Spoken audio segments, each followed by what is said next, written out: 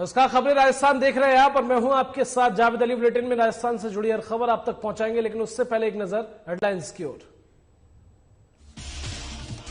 लालसोट में चिकित्सा मंत्री का हुआ भव्य स्वागत। स्काउटिंग स्कार्फ पहनाकर किया गया मंत्री का स्वागत। मौके पर मौजूद रहे कई लोग।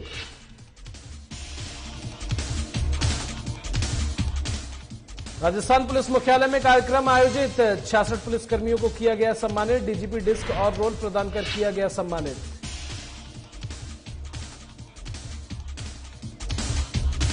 हनुमानगढ़ में भामाशाह बिहाड़ी परिवार ने दिया तोहफा। स्व गौरी शंकर बिहाड़ी महाविद्यालय का किया गया शिलान्यास। समारोह में मौजूद रहे कई लोग। दौसा में शैक्षिक सम्मेलन का आयोजन। शिक्षकों की समस्याओं पर हुआ मंथन। शिक्षा मंत्री को ज्ञापन देने का हुआ फैसला।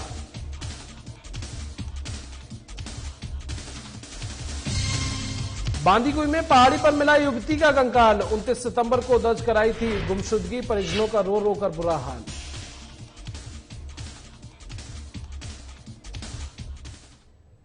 और खबरों की शुरुआत करेंगे राजस्थान सरकार में चिकित्सा एवं स्वास्थ्य मंत्री प्रसादी लाल मीणा का। राजस्थान राज्य भारत स्काउट एंड गाइड स्थानीय संघ लालसोट के सचिव श्रीकांत शर्मा ने स्काउटिंग स्कार्फ पहनाकर उनका स्वागत किया। सबसे पहले अशोक शर्मा और राव मावी लालसोट के गेट पर गाइड विंग से राज्यपाल अवार्डी खुशी शर्मा ने तिलक लगाकर उनका स्वागत किया।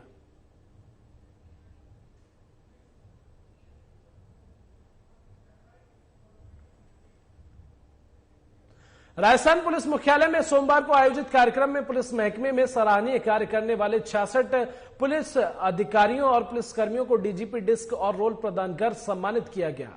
पुलिस मुख्यालय में आयोजित सम्मान समारोह में डीजीपी एमएल लाठर ने 8 आईपीएस, 1 अतिरिक्त निदेशक प्रचार, 1 उप निदेशक स्वास्थ्य, 10 आरपीएस, 2 निजी सचिव, 9 पुलिस निरीक्षक और कंपनी कमांडर, 3 उप निरीक्षक और प्लाटून कमांडर, 2 मंत्रालय कर्मी और हेड कांस्टेबल के साथ ही 28 कांस्टेबल को डीजीपी प्रशस्ति पत्र और रोल प्रदान कर सम्मानित किया गया।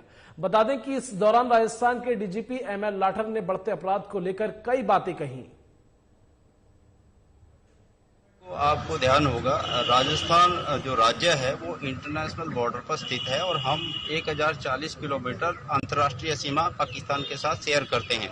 इसके साथ साथ ही हमारे राजस्थान के अंदर जो स्ट्रेटेजिक इम्पोर्टेंस की जो संस्थाएं हैं, चाहे वो आप आर्मी ले लीजिए, चाहे वो एयरफोर्स ले लीजिए, और भी वाइटल इंस्टॉलेशन है। अब तो ये रोड भी आपके सामने है, रिफाइनरी भी आ रही है और हमारे एयर बेसिस भी हैं।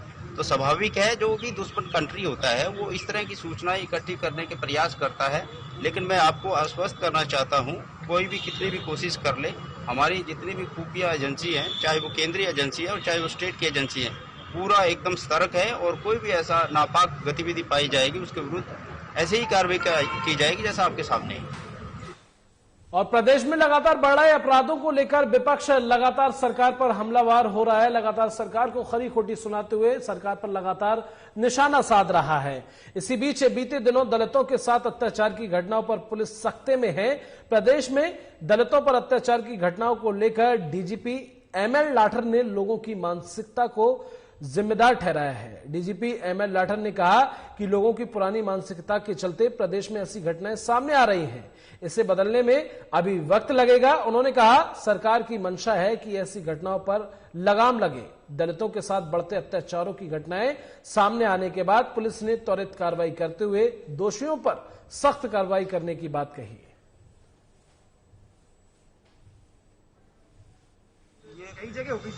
आपकी बात बिल्कुल सही है, लेकिन ये एक पुराना लोगों का मानसिकता है, उसको ओवरनाइट दूर करने में हो सकता है समय लगेगा। लेकिन शासन का हमेशा ये प्रयास रहा है कि इस तरह की घटनाएं ना घटें। यदि घटती हैं तो उन अपराधियों के विरुद्ध तुरंत कार्रवाई की जाए। अभी भी जो 2 घटनाएं हुई हैं उसमें पुलिस द्वारा त्वरित कार्रवाई करते हुए अपराधियों को गिरफ्तार किया गया है और उनके विरुद्ध सख्त से सख्त कार्रवाई की जा रही है। क्या आपकी प्लानिंग? देखो, एक तो आपने देखा होगा, पंजीकरण, अपराधों का पंजीकरण व अपराधों का होना एक बात नहीं है। जो आप बढ़ोतरी की बात कर रहे हो वो राज्य सरकार की नीति है, जो पब्लिक सेंट्रिक नीति, जिसमें लोगों का कल्याण को ध्यान में रखा गया है। निर्बाध पंजीकरण का एक माहौल पैदा किया गया है राज्य सरकार द्वारा। कोई भी व्यक्ति अपना अपराध थाने में निर्भीक होकर पंजीबद्ध करा सकता है और सही या गलत वो इन्वेस्टिगेशन करने के उपरांत ही पता चलता है ये अपराध सही है या गलत है। तो इसलिए जो भी अपराध हमारे सामने आ रहे हैं उनका पंजीकरण अनिवार्य रूप से किया जा रहा है। एक तो उसकी वजह से बढ़ोतरी हुई है। जिस अपराध बढ़ोतरी का मैंने अभी जिक्र किया है वो सर्दियों में आपको ध्यान होगा थोड़ा संपत्ति संबंधी अपराध बढ़ जाते हैं, उसी को ध्यान में रखते हुए मैंने इसको रेखांकित किया है। और हमारे जो अधिकारी कर्मचारी हैं जो अभी जो ये ट्रेंड जिसकी मैंने बात किया है उसको नियंत्रित करने में उन्होंने अपनी कार्य योजना लागू कर दी है। खबर हनुमानगढ़ के नौहर से है, जहां सोमवार का दिन नौहर क्षेत्र वासियों के लिए खुशियों भरा रहा है। बता दें कि नौहर क्षेत्र के लिए राजस्थान की उपाधि से अलंकृत भामाशाह स्वर्गीय गौरीशंकर बेहाड़ी परिवार ने राजकीय कन्या महाविद्यालय की विशेष सौगात भेंट की है। सोमवार को स्वर्गीय गौरीशंकर बेहाड़ी राजकीय कन्या महाविद्यालय का शिलान्यास किया गया। कन्या महाविद्यालय का शिलान्यास शिक्षा मंत्री डॉक्टर बीडी कल्ला, ऊर्जा मंत्री भंवर सिंह भाटी और विधायक अमित चाचड़ व बेहाड़ी परिवार ने संयुक्त रूप से किया है। तो भामाशाह बेहाड़ी परिवार ने ये तोहफा दिया है। गौरीशंकर बेहाड़ी महाविद्यालय का शिलान्यास किया गया। शिलान्यास समारोह में कई लोग मौजूद रहे। तो आज नौहर क्षेत्र वासियों के लिए खुशियों से भरा दिन रहा। नौहर क्षेत्र के लिए राजस्थान की उपाधि से अलंकृत भामाशाह स्वर्गीय गौरीशंकर बेहाड़ी परिवार ने राजकीय कन्या महाविद्यालय की विशेष सौगात भेंट की है। सोमवार को स्वर्गीय गौरीशंकर बेहाड़ी राजकीय कन्या महाविद्यालय का शिलान्यास किया गया और कन्या महाविद्यालय का शिलान्यास शिक्षा मंत्री डॉक्टर बीडी कल्ला, ऊर्जा मंत्री भंवर सिंह भाटी और विधायक अमित चाचड़ व बेहाड़ी परिवार ने संयुक्त रूप से किया। तो मिल जाएगी लेकिन घर नहीं मिलेगा। तो ये अभियान ऐसा है जो आपको ओटला देने वाला है, मकान देने वाला है। इसलिए माननीय मुख्यमंत्री जी का आपको आभार प्रकट करना चाहिए। उन्होंने एक ऐसी सुंदर योजना बनाई है जो सबको मतलब मकान देने का। जो व्यक्ति जिस घर में रहते हैं उसको स्टेट ग्रांट एक्ट के अंतर्गत आजकल 1 रुपये लेते हैं, 5 रुपये में पट्टा मिलता है। दूसरी ओर दौसा में शिक्षक संघ एलिमेंट्री सेकेंडरी टीचर एसोसिएशन ने जिला स्तरीय शैक्षिक सम्मेलन का आयोजन किया है। ये सम्मेलन बालाजी गार्डन रामगढ़ पचवारा में आयोजित हुआ, जहां संघ के जिलाध्यक्ष सावल राम सोनड़ ने बताया कि जिला सम्मेलन में मुख्य अतिथि के रूप में संघ के प्रदेशाध्यक्ष मोहर सिंह सलावत और विशिष्ट अतिथि के रूप में संघ प्रदेश महासचिव जगदीश नारायण मीणा के साथ धर्मेंद्र कुमार धर्मी रहे। सम्मेलन को संबोधित करते हुए प्रदेशाध्यक्ष सलावत ने कहा कि संघ प्रबोधक से लेकर प्रधानाचार्य तक के शिक्षकों की मांगों को प्रमुखता से उठा रहा है। सम्मेलन में पुरानी पेंशन योजना लागू करने, शिक्षकों को बीएलओ नहीं लगाने जैसे कई मुद्दों पर चर्चा की गई। प्रदेशाध्यक्ष मोहर सिंह सलावत ने की। वे विशिष्ट अतिथि के रूप में प्रदेश महासचिव जगदीश नारायण मीणा व धर्मेंद्र कुमार धर्मी प्रदेश प्रवक्ता ने की। साथ ही सावल राम सोनड़ जिलाध्यक्ष भी मौजूद रहे और सैकड़ों शिक्षकों ने आज के शैक्षिक सम्मेलन में भाग लिया। आज के शैक्षिक सम्मेलन में शिक्षक नवाचारों, शैक्षिक उन्नति और उन्नयन की विषयों पर चर्चा हुई। साथ ही जैसे वरिष्ठ अध्यापकों के तबादलों पर अंतरमंडल वरिष्ठता विलोपन वाला नियम है, पुरानी पेंशन योजना लागू करना है, 50% पदों पर उप प्रधानाचार्य की सीधी भर्ती करनी है। कई मुद्दों पर विस्तृत चर्चा हुई। 6000 ग्रेड पे वाइस प्रिंसिपल के पद पर हुई। तो इस प्रकार से और भी जो शिक्षकों की ज्वलंत मांगे थी, जैसे बीएलओ नहीं लगाना, गैर शैक्षणिक कार्यों से मुक्त रखना, इस प्रकार अन्य ज्वलंत मुद्दों पर आज विस्तृत व चर्चा की गई। उधर बांदीकुई के वावता गांव की पहाड़ी पर सोमवार सुबह एक नर कंकाल मिलने से सनसनी फैल गई। बता दें कि कंकाल की पहचान 19 साल की किशोरी के रूप में की गई है और मिली जानकारी के मुताबिक किशोरी पिछले 2 दिन पहले अचानक घर से लापता हो गए। इस संबंध में परिजनों ने कोलबा थाने में किशोरी की गुमशुदगी की रिपोर्ट भी दर्ज कराई। ऐसे में अब किशोरी का शव कंकाल अवस्था में मिलने से कई सवाल खड़े हो रहे हैं। सूचना पर पहुंची पुलिस ने शव को बांदीकुई अस्पताल के मोर्चरी में रखवाया है। वहीं मामले की गंभीरता को देखते हुए एसपी अनिल बेनीवाल भी मौके पर पहुंचे हैं। तो पहाड़ी पर युवती का कंकाल मिला है। सीताराम योगी बांदीकुई से संवाददाता हमारे फोन लाइन पर जुड़ गए हैं। सीताराम, जिस तरह से 2 दिन पहले ये किशोरी गायब हुई थी, अब आकर यानी कि आज इसका नर कंकाल मिला है, क्या कुछ अपडेट आपके पास? जी जावेद जी, बताना चाहूंगा कि 29 सितंबर को कोलवा थाने में गुमशुदगी दर्ज हुई थी युवती की, जिसका लगभग आप 2 महीने के बाद में नर कंकाल बावता गांव के पहाड़ों पर मिला है, जिसको लेकर कहीं लोगों में सनसनी भी फैल गई। उसके बाद जिला प्रशासन भी मौके पर पहुंचा है। खुद एसपी साहब अनिल बेनीवाल मौके पर पहुंचकर घटना स्थल का जायजा लिया है। वहीं छोटे बड़े 2 दिन पहले गुमशुदगी की रिपोर्ट दर्ज कराई थी, क्या कुछ पुलिस प्रशासन का कहना है अब? नहीं सर, मैं आपको अपडेट कराना चाहूंगा कि 2 दिन पहले नहीं सर, 2 माह पहले हुई थी। लगभग 29 सितंबर को ये गुमशुदगी की दर्ज हुई थी। जी माफ कीजिएगा, बिल्कुल सही कहा। ऐसे में परिजनों का क्या कुछ कहना है? क्या कुछ इसके पीछे की रंजिश बताई जा रही है? क्या कुछ परिजनों का कहना है? जी, लोगों का यही कहना है और परिजनों का भी यही कहना है कि अब उन्हें न्याय की मांग करते हुए दिखाई दे रहे हैं कि जो गुमशुदगी की रिपोर्ट दर्ज हुई थी उसके बाद कहीं उन्हें जिंदा बच्ची तो नहीं मिल सकी, पर आज उन्हें अब न्याय की मांग है। जो दोषी है वो सलाखों के पीछे जाए और जल्दी ही इन्हें न्याय मिले। पुलिस प्रशासन के आला अधिकारियों का इस पूरे मामले पर क्या कुछ कहना है?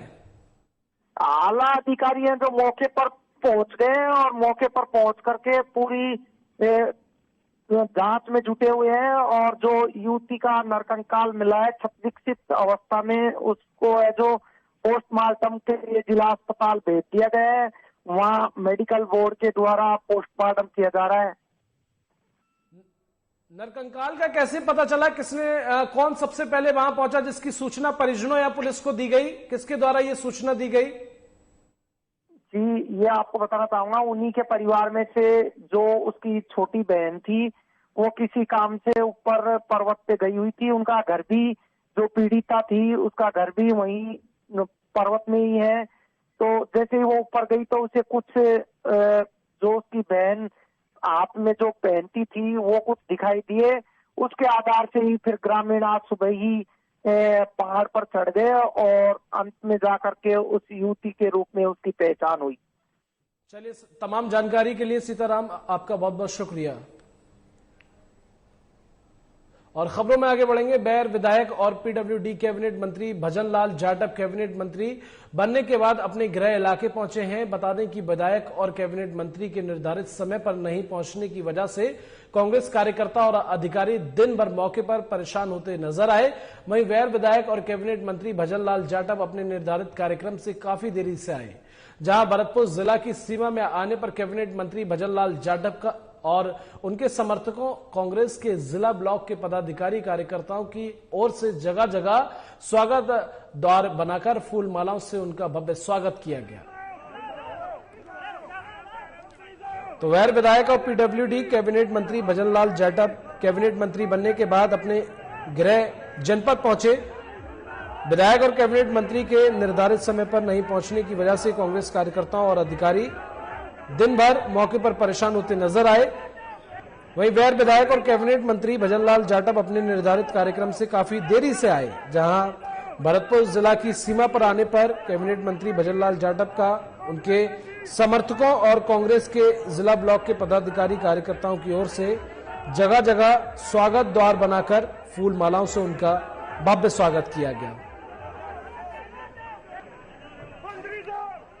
तो कैबिनेट मंत्री मुझे बनाया है माननीय मुख्यमंत्री जी ने, मैं आभार प्रकट करना चाहूँगा मेरे शीर्ष नेतृत्व माननीय मुख्यमंत्री जी का कि जिन्होंने मेरे ऊपर विश्वास जताया। लगातार 3 साल से हमारी सरकार है और बेहतरीन काम पिछली बार भी प्रदेश की सरकार ने किया है और मंत्रिमंडल विस्तार हुआ है। निश्चित तौर पर बहुत बेहतरीन मंत्रिमंडल विस्तार हुआ और पहली बार राजस्थान के इतिहास में 4 दलितों को कैबिनेट मंत्री बनाया, एसटी के लोगों को बनाया, उसमें ओबीसी के लोगों को बनाया, सभी समाज सभी वर्गों का ध्यान में रखते हुए और मंत्रिमंडल का विस्तार हुआ। निश्चित तौर पर राजस्थान की जनता ने हमें तमाम चुनाव जिताए हैं, चाहे वो अपने पंचायत के चुनाव हों, चाहे नगर पालिका के चुनाव हों, चाहे नगर निगम के चुनाव हो, तमाम चुनाव जिताए। और जिस तरीका से अब जो बाई इलेक्शन के चुनाव हैं विधानसभा के, उनमें भारतीय जनता पार्टी तीसरे चौथे नंबर की पार्टी बनके रह गई है। उसी के तहत हमारा मिशन 2023 है। पूर्ण जिस तरीका से माननीय मुख्यमंत्री जी के नेतृत्व में सरकार चल रही है, मुझे पूर्ण उम्मीद है कि 2023 में हम लोग पुनः कांग्रेस पार्टी की सरकार बनाएंगे। लालसोट उपखंड कार्यालय के बाहर बुद्धि प्रकाश प्रकरण को लेकर धरना प्रदर्शन जारी है। इस दौरान परिजन चिकित्सा मंत्री प्रसादी लाल मीणा से मिलना चाहते थे, लेकिन लालसोट पुलिस ने उन्हें नहीं मिलने दिया, जिसको लेकर धरना दे रहे लोगों ने पुलिस प्रशासन पर मनमानी और मिलीभगत का आरोप लगाते हुए जमकर उग्र प्रदर्शन किया और पुलिस प्रशासन मुर्दाबाद के नारे भी लगाए। वहीं धरना दे रहे लोग चिकित्सा मंत्री की गाड़ी के आगे आ गए और बुद्धि प्रकाश को न्याय दो का नारा लगाना शुरू कर दिया। तो अब तक गुमशुदा की बुद्धि प्रकाश जो है वो अब तक गुमशुदगी है उसकी कोई पता नहीं चल पाया है, जिसके चलते ग्रामीणों ने धरना प्रदर्शन दिया। जब वो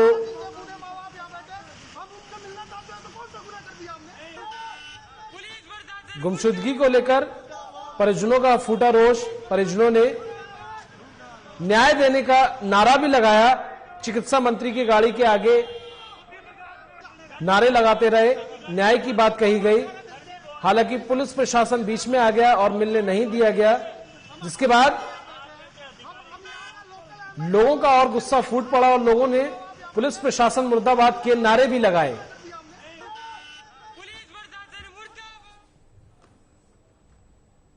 संगरिया से एक अजीबोगरीब मामला सामने आया है, जहां गांव रजियासार के रहने वाले मौलवी ने पुलिस को अपनी आपबीती बताई। दरअसल मौलवी के पास एक महिला फोन आया था जो हमेशा बीमार रहती थी। महिला ने मौलवी को अपने घर शुद्ध करवाने की बात कही और मौलवी को तुरंत संगरिया आने के लिए बोला। और जब मौलवी वहां पहुंचे तो 3 लोगों ने मौलवी के साथ मारपीट की, साथ ही मौलवी को बंधक बनाकर ब्लैकमेल करने लगे और 2 लाख रुपए नगद के साथ 4 लाख रुपए के चेक भी ले लिए और खाली स्टाम्प पेपर पर मौलवी से साइन भी करवा लिया गया। वहीं पुलिस ने इन तीनों आरोपियों को गिरफ्तार कर जेल भेज दिया है। तो संगरिया का यह पूरा मामला है, जहां पर मौलवी को बंधक बनाकर मौलवी को ब्लैकमेल किया गया। पुलिस ने तीनों आरोपियों को गिरफ्तार कर लिया है, जेल भेज दिया गया है। जब मौलवी महिला के फोन करने के बाद उसके घर पहुंचे तो लोगों ने मौलवी के साथ मारपीट की, ऐसा कहना मौलवी का है, और मौलवी को बंधक बनाकर ब्लैकमेल करने लगे। वहीं 2 लाख रुपए नगद के साथ 4 लाख रुपए के चेक भी मौलवी से ले लिए और खाली स्टाम्प पेपर पर मौलवी से साइन भी करवा लिया। वहीं पुलिस ने इन तीनों आरोपियों को गिरफ्तार कर जेल भेज दिया है।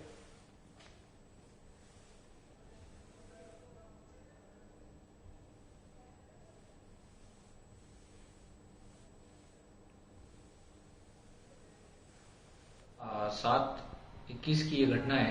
18/7 को परिवादी रमजान अली ने थाने पर एक प्रकरण दर्ज करवाया था कि मेरा रिश्तेदार, जो मेरा बहनोई लगता है रिश्ते में, उसने मुझे यहाँ संगरिया में किसी अपनी महिला मित्र निशा नाम की लड़की जो है उसके घर पे कोई शुद्धिकरण वगैरह करवाने, पूजा पाठ करवाने के बहाने से उसको बुलाया और यहाँ बुलाने के बाद उसको रात को उस महिला के घर ले जा करके परिवादी के साथ आरोपीगण ने मारपीट की और उसको बलात्कार का मुकदमा दर्ज करवाने का भय दिखा करके उससे 2 लाख रुपए नगद ले लिए और 2 खाली चेक लेकर के उसमें 2-2 लाख रुपए की राशि भर ली तथा परिवादी के हाथ में पहनी हुई सोने की 4 अंगूठियां निकलवा ली और कुछ दस्तावेज वगैरह ले लिए।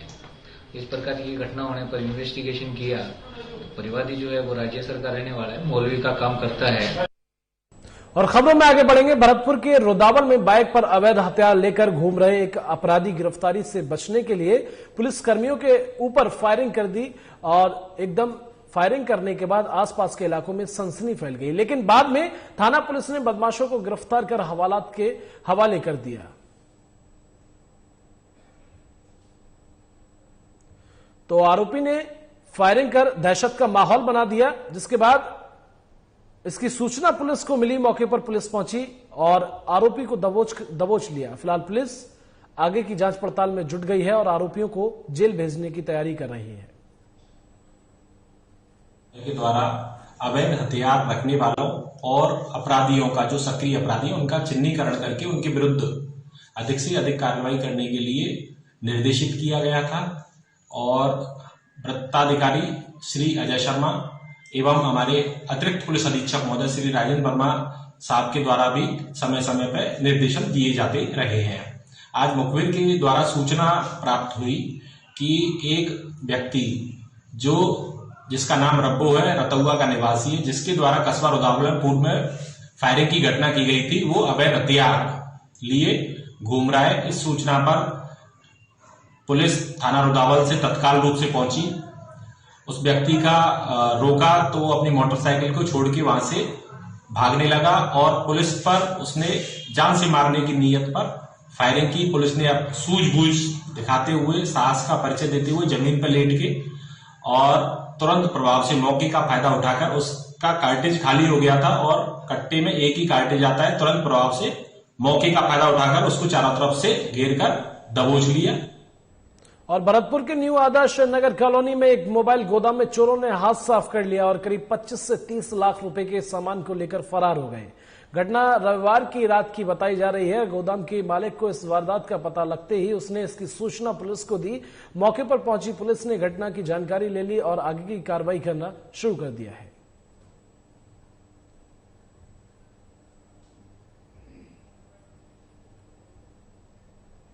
और दौसा के सिकंदरा से एक सड़क हादसे का मामला सामने आया है। बता दें कि दुब्बी नेशनल हाईवे 21 पर एक कार और बाइक में जोरदार भिड़ंत हो गई, जिसमें बाइक पर सवार 2 लोग घायल बताए जा रहे हैं। वहीं घायलों को इलाज के लिए टोल एम्बुलेंस से जिला अस्पताल के लिए रेफर कर दिया गया है। मौके पर दुब्बी चौकी पुलिस पहुंच गई और मामले की जांच पड़ताल करना शुरू कर दिया।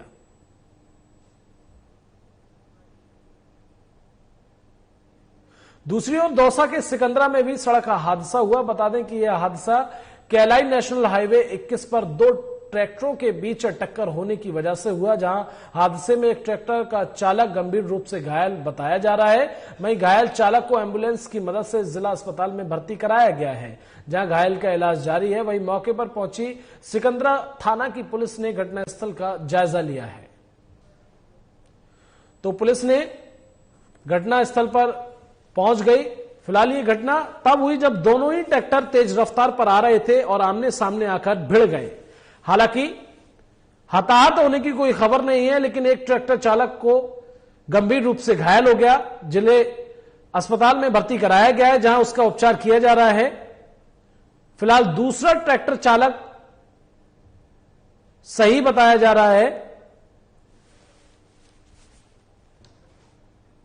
हनुमानगढ़ टाउन के जिला अस्पताल को हनुमानगढ़ जंक्शन में नंबा बाईपास पर बन रहे मेडिकल कॉलेज के पास शिफ्ट करने के विरोध में 26 नवंबर से अनिश्चितकालीन धरने का आगाज किया गया है। इस मौके पर जिला अस्पताल बचाओ संघर्ष समिति के बैनर तले अस्पताल के बाहर शहर के गणमान्य लोगों ने जिला बचाओ के समर्थन में धरना दिया और नारेबाजी करते हुए वक्ताओं ने संबोधित किया। जिस नींव पर बिल्डिंग बनी थी, उसी नींव को हटाने का काम यहां के राजनेता और चंद लोग कर रहे हैं। बता दें कि जिला अस्पताल की बेस पर ही मेडिकल कॉलेज स्वीकृत हुआ था, उसी जिला अस्पताल को यहां से शिफ्ट करने का कार्य किया जा रहा है, वो बहुत ही निंदनीय है। यहां करोड़ों रुपयों की बनी बिल्डिंग और सैकड़ों परिवारों का रोजगार चलता है। इस मौके पर वक्ताओं ने बताया कि जिला अस्पताल के आधार पर ही मेडिकल कॉलेज की स्वीकृति मिली थी। पहले जिला अस्पताल को अपडेट कर भवन 6 से 9 मंजिला बनवाने के प्रस्ताव पारित हुए थे। गुस्साए लोगों का कहना है कि अगर इसे नहीं रोका गया तो अनिश्चितकालीन धरना और आंदोलन इसी तरह जारी रहेगा।